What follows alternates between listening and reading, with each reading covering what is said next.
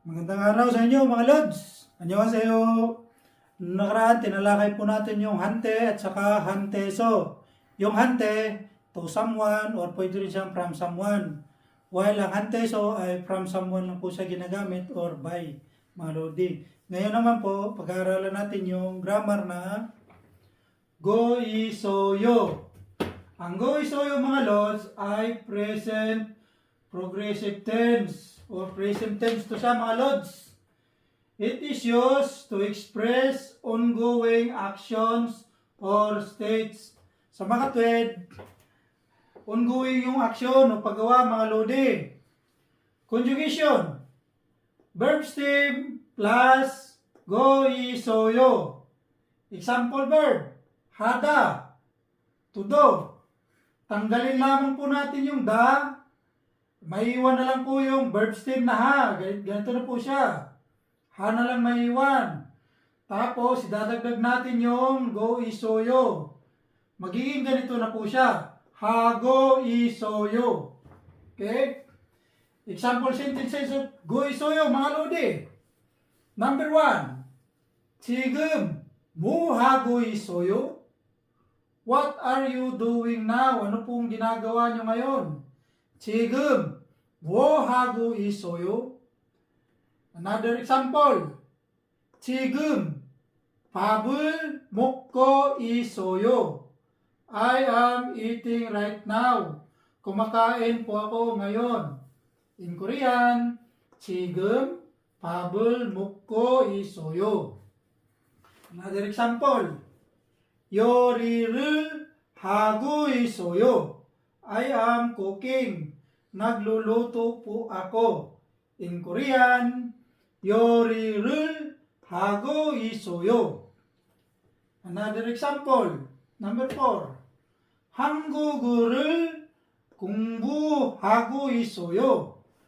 I am studying Korean. Nag-aaral po ako ng Korean. 한국어를 공부하고 있어요. 한국어를 공부하고 있어요. Nag-aaral po ako ng Korean. Example number 5. 책을 읽고 있어요. I am reading a book. Nagbabasa po ako ng aklat. In Korean, 책을 읽고 있어요. 책을 읽고 있어요. Number 6. 밖에 비가 오고 있어요. It's raining outside. Umuulan po sa labas. 밖에 비가 오고 있어요. Another example. 음악을 듣고 있어요.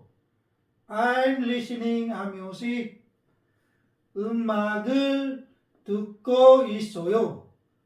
Nakikinig po ako ng music. Sa mga tweed, ang go-isoyo mga Lods, in English, ing po siya mga Lods. Okay, present tense po siya ng halimbawa, I am playing, I am running, yan mga Lods. Present tense po siya. Gaya ng nakasa dito, present progressive tense. Noong nakaraan, tinalakay po natin yung isang present tense, isang form ng present tense. Yun po ay plain present tense like 지금 뭐 해요? Yung mga yon. Yun po yung plain present tense mga Lodi. Yung plain present tense na po yun, yun ang madalas kung naririnig dito sa Korea at madalas rin po ginagamit ng mga Koreano kesa sa dito po mga Lodi. Okay? Tandaan lang po, ang go-isoyo sa English ay ing. For example, ito, 지금 뭐 하고 있어요? What are you doing now? Yan, nandyan siya. Okay? Yan lang po mga Lodi. Sana po may natutunan kayong konti. Maraming salamat po sa inyo.